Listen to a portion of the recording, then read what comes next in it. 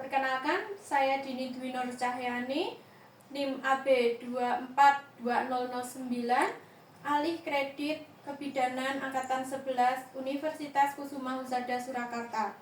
Di sini saya akan menjelaskan tentang pendidikan kesehatan, tentang diaperas dan oral trust.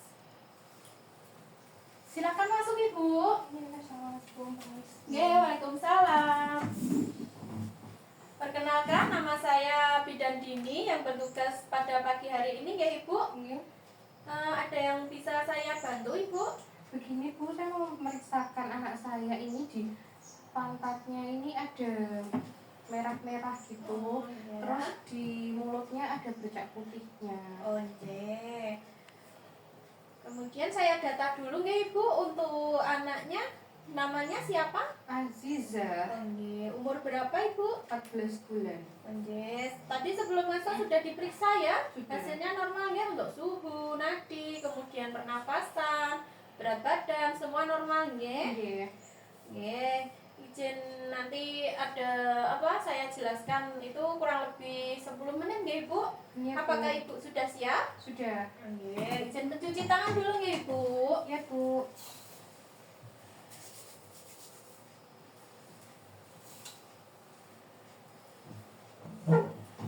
Nah, di sini nanti saya akan menjelaskan tentang diaperas atau merah-merah di bokong itu. Kemudian dengan oral trust. Oral trust itu seperti ada jamur di mulut gitu nggih, Bu? Ya Bu. Saya mulai nggih.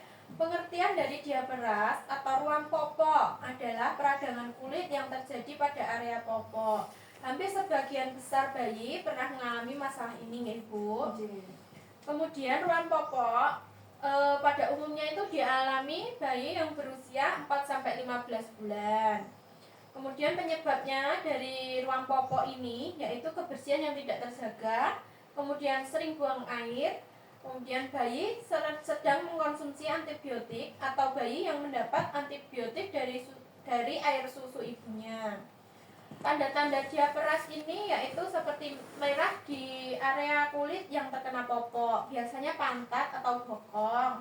Kemudian genitalia itu ya hingga selakangan seperti kemerahan seperti itu nggih Ibu.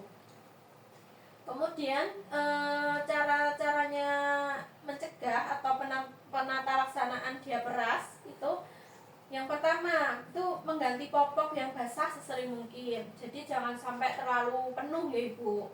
Kemudian hindari penggunaan tisu basah karena dapat menambah iritasi. Nah, ini bisa diganti dengan kapas hangat atau kapas dengan air hangat jika menceboki seperti itu ya Ibu.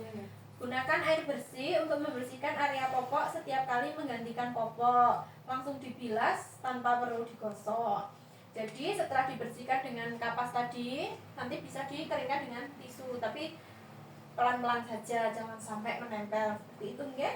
Kemudian cukup keringkan dengan menepuk kulitnya tanpa digosok, karena ada gosokan keras dapat menyebabkan kerusakan kulit bayi. Kemudian hindari penggunaan popok terlalu kencang. Kemudian tidak disarankan menggunakan baby oil atau lotion untuk mengurangi ruam popok. Kemudian pilihlah jenis popok dari bahan kain yang menyerap keringat. Sering mengganti popok bila basah. Kemudian menjaga kebersihan sekitar popok. Kemudian jika terjadi keluhan yang berlanjut atau lebih parah, itu sebaiknya Ibu langsung periksa atau dibawa ke tenaga kesehatan. Seperti itu nggih Ibu? Apakah Ibu sudah jelas? Sudah. Oke, selanjutnya nanti ini saya akan menjelaskan tentang oral trust.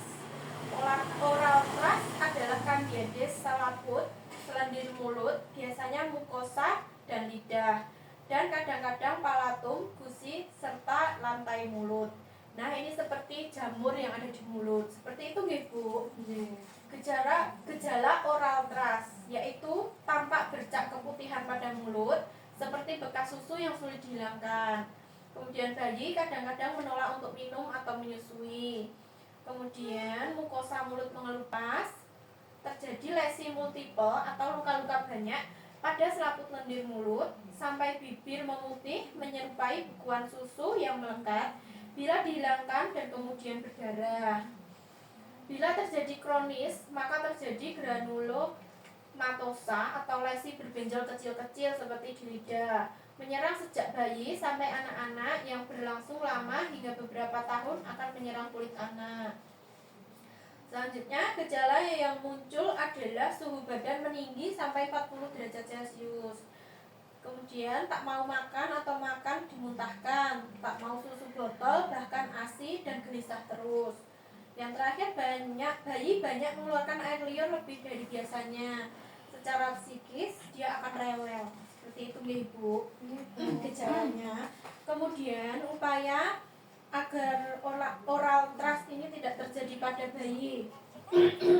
Yang pertama yaitu mencuci bersih botol dan dot susu. Setelah itu diseduh dengan air mendidih atau direbus hingga mendidih. Jika botol tahan rebus ya sebelum dipakai. Kemudian yang kedua, bayi lebih baik jangan diberikan dot kempong karena selain dapat menyebabkan oral thrush juga dapat mempengaruhi bentuk rahang. Ketiga, jika bayi menetes atau menyusu ibunya, untuk menghindari oral thrush sebelum menyusu sebaiknya putih susu ibu dibersihkan terlebih dahulu atau ibu hendaknya selalu menjaga kebersihan dirinya. Keempat, adanya sisa susu dalam mulut bayi setelah minum juga dapat menjadi penyebab terjadinya oral thrush jika kebetulan ada bakteri di dalam mulut. Untuk menghindari kejadian tersebut ya Ibu, nanti setiap bayi jika selesai minum susu berikan 1 atau 2 sendok teh air matang untuk membilas air susu supaya yang terdapat pada mulut itu hilang. Seperti itu. Kemudian cara merawat oral thrush pada bayi.